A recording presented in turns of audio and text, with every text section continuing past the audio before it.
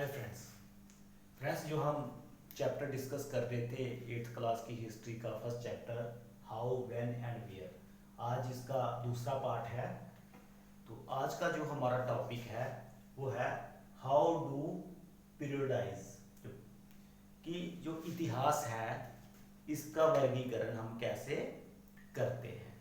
जैसे आपने मतलब 7th तक जहाँ आपने सुना होगा कि बात का इतिहास 3 भागों में हमने बांटा है, एंशियंट, मेडिवल और मॉडर्न। ऐसे प्राचीन इतिहास, मध्य इतिहास और जो मॉडर्न है आधुनिक इतिहास, है ना।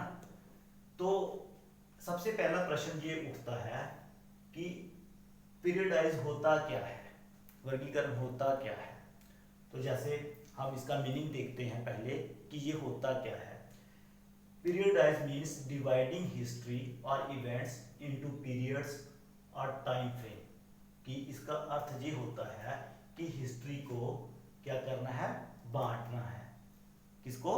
हिस्ट्री को हमने पीरियड्स में बांटना है, टाइम फ्रेम में बांटना है, उसे हम क्या कहते हैं, पीरियडाइज कहते हैं। या an attempt to capture the characteristics of a time, its central feature as they appear to us। मतलब ऐसे थोड़ी बांट देना है कि हाँ जी यहाँ से यहाँ तक ये वाला पीरियड हो गया, यहाँ से यहाँ तक ये वाला पीरियड हो गया, यहाँ से यहाँ तक ये वाला हो गया। नहीं, ऐसा नहीं है। पीरियड कैसा कि जो भी हम जब इसको बांट रहे हैं, जब हम एक पीरियड बना रहे हैं तो उस पीरियड की जो कैरेक्टरिस्टिक्स हैं वो क्या होनी चाहिए, मतलब एक समान होनी चाहिए, एक समान होनी चाहिए। तभी हम उसे क्या रख सकते हैं, एक पीरियड में रख सकते हैं। और जो उसका सेंट्रल जो फीचर्स हैं वो भी क्या होना चाहिए, एक होना चाहिए। तभी उसे हम एक अलग पीरियड में रख सकते हैं। ऐसा हौच पौच नहीं कर सकते हम। जैसे कि मतलब इंडियन जो फ्रीडम स्ट्रगल है, इसको तो हम मेडिवल इंडिया में तो नहीं ना डाल सकते, जो मध्यकालीन इतिहास है उसमें तो नहीं डाल सकते। क्यों? जो हमारा जो स्वतंत्रता के लिए संग्राम है वो अलग इतिहास है, उसका अलग एक पीरियड है, उसको हम मध्यकालीन में नहीं डाल सकते क्योंकि उसकी जो कैरेक्टरिस्टिक्स है वो अलग है। मध्यकालीन जो इतिहास है उसकी कैरेक्टरिस्टिक्स जो अलग हैं, उसका जो सेंट्रल फीचर्स हैं वो अलग हैं, और जो आधुनिक इतिहास है उसके सेंट्रल फीचर्स अलग हैं। तो इस मतलब इस तरह से हम क्या करते हैं, हिस्ट्री को पीरियडाइज करते हैं। अब इसकी मतलब क्यों करते हैं, क्यों इम्पोर्टेंट है, तो इम्पोर्टेंट क्यों है, देखिए सबसे पहले it demarcates the differences between periods. मतलब इससे क्या होता है कि हम जो इतिहास है उसको पीरियड्स में बांट सकते हैं, जो उनको क्या करता है, डिमार्केट्स करता है। ठीक है। दूसरा, रिफ्लेक्ट और आइडियल अबाउट पास्ट। इससे क्या होता है कि पास्ट के प्रति हमारी आइडियोलॉजी क्या है, हमारे विचार क्या है, वो रिफ्लेक्ट होते हैं।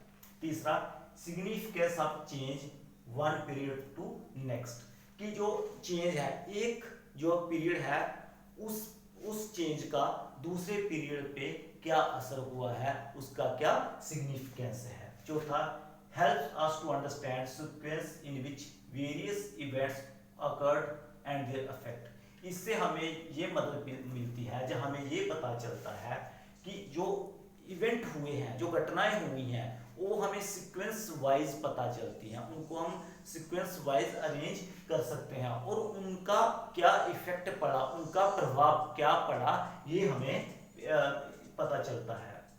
पांचवा, capture the significant features of a particular period and helps us to differentiate it from another period।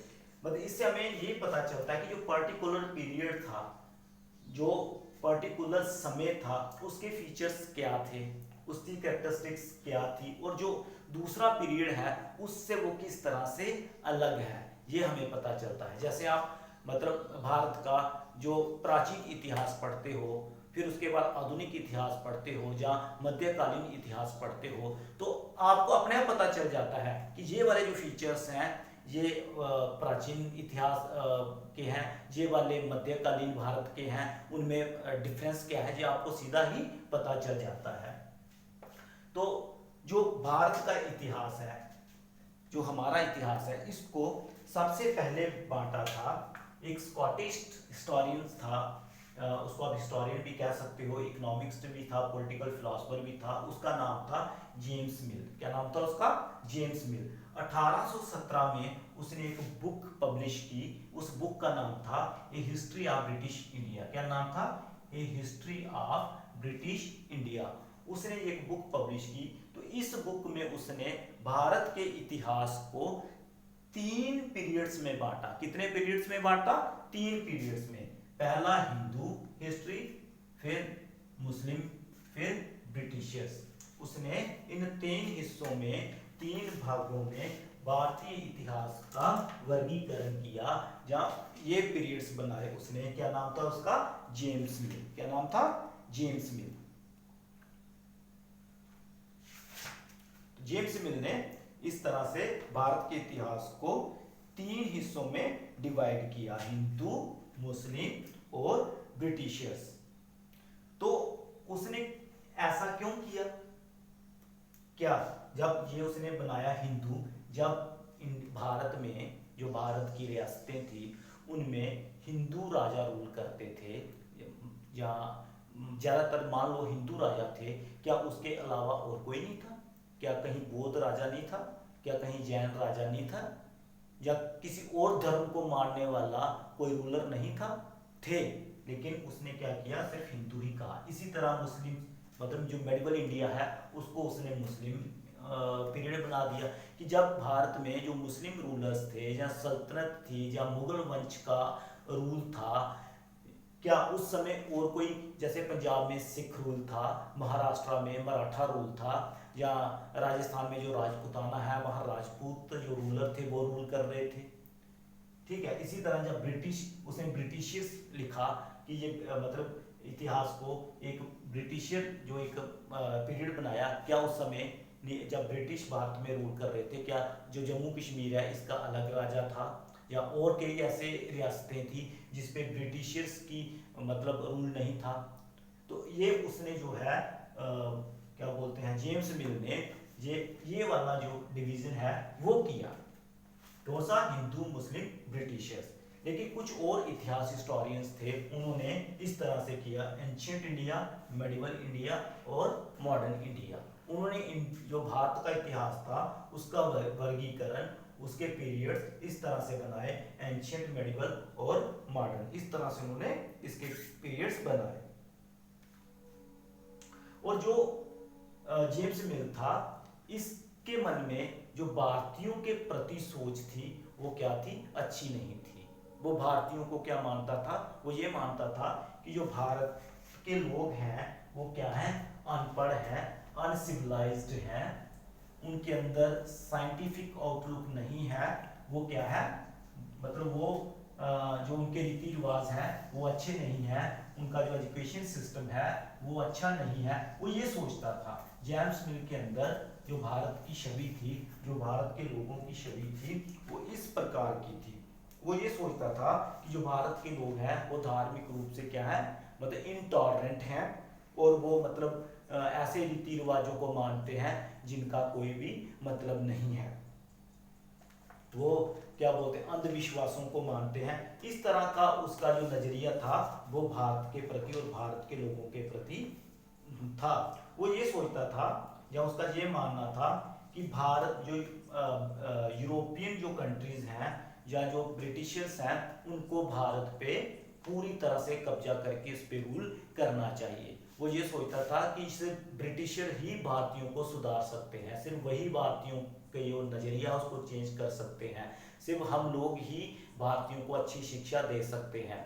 तो उसका मानना इस तरह से था कि जो भारत के लोग हैं उनको जागरूक सिर्फ हम ही कर सकते हैं। तो अब मतलब इस चीज को हम कैसे मान लें? मतलब एक टाइम तो ऐसा था कि भारत को सोने की चिड़िया कहा जाता था। कई सारे जो दूसरे देशों के जो राजा थे या किंग थे वो हमेशा उनकी नज़रें भारत पे टिकी रहती थी, भारत की जो चकाचौंध है, भारत की अमीरी को देखकर। और हमारा जो, अगर हम पुराना इतिहास में जाएं तो हमारा जो एजुकेशन सिस्टम है, गुरुकुल सिस्टम, वो बहुत अच्छा था। मतलब इतने गांव नहीं होते थे जितनी पाठशालाएं या गुरुकुल होते थे हमारे भारत में। तो उसका जो नजरिया था वो क्या था, पक्षपात पूर्ण था। जो जेम्स मिल था वो हमारे बारे में बड़ा घटिया सोचता था, बड़ा बुरा सोचता था। तो अगर हम बात करें कि जो ये वाला जेम्स मिल ने डिवीजन किया भारत की हिस्ट्री का, क्या ये सही है? तो हम इसे सिरे से निकालते हैं कि ये सही नहीं है, क्योंकि जेम्स मिल ने पक्षपात करके, मतलब उसके मन में भारत के प्रति, भारत के कल्चर के प्रति, भारत के हमारे रीति रिवाजों के प्रति, हमारी मतलब भारत के समाज का जो एक एक अंग है उसके प्रति उसके मन में क्या थी, अच्छी भावना नहीं थी। इसलिए हम कह सकते हैं कि जो वर्गीकरण जेम्स मिल ने किया है वो बिल्कुल भी ठीक नहीं है। क्यों? क्योंकि जैसे मैंने पहले आपको बताया कि जब उसने कहा हिंदू पीरियड, ठीक है, फिर उसने मुस्लिम पीरियड, तो आप सोचो कि जब मुस्लिम पीरियड था भारत में, जो उसने मध्यकालीन भारत को कहा, क्या उस समय मुस्लिम्स के अलावा क्या भारत में और कोई भी किंग नहीं था, या और कोई भी मुस्लिम के अलावा और कोई राजा नहीं था? क्यों नहीं था? महाराष्ट्र में मराठे थे, पंजाब में सिख थे, या राजपूताना में राजपूत थे, जम्मू कश्मीर यहाँ का जो राजा है वो अलग था। तो ये क्या हम ये कह सकते हैं कि ये बिना तथ्यों के उसने ये डिवीजन किया था।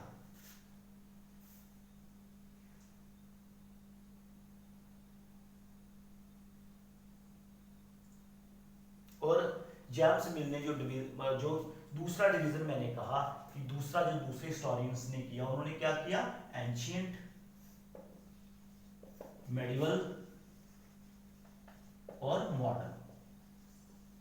इसे भी हम ये नहीं कह सकते कि ये डिवीजन बिल्कुल सही है, इसे भी नहीं कह सकते, क्योंकि जो क्या बोलते हैं एंशिएंट, मेडिवल और जो मॉडर्न, हमारे यहाँ का जो इतिहास है, हमारे यहाँ का जो टाइम है, हमारे भारत का उस समय का जो कल्चर है, उस समय की जो स्थिति है, वो यूरोप है उससे अलग थी।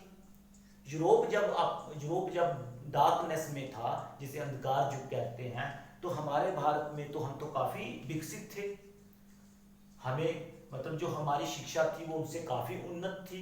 तो वो जो कैसे बराबर हो सकते हैं? ये बराबर नहीं हो सकते हैं। इसलिए हम कह सकते हैं कि जो वो था जेम्स मिल का जो डिवीजन था वो ठीक नहीं था। Thank you students.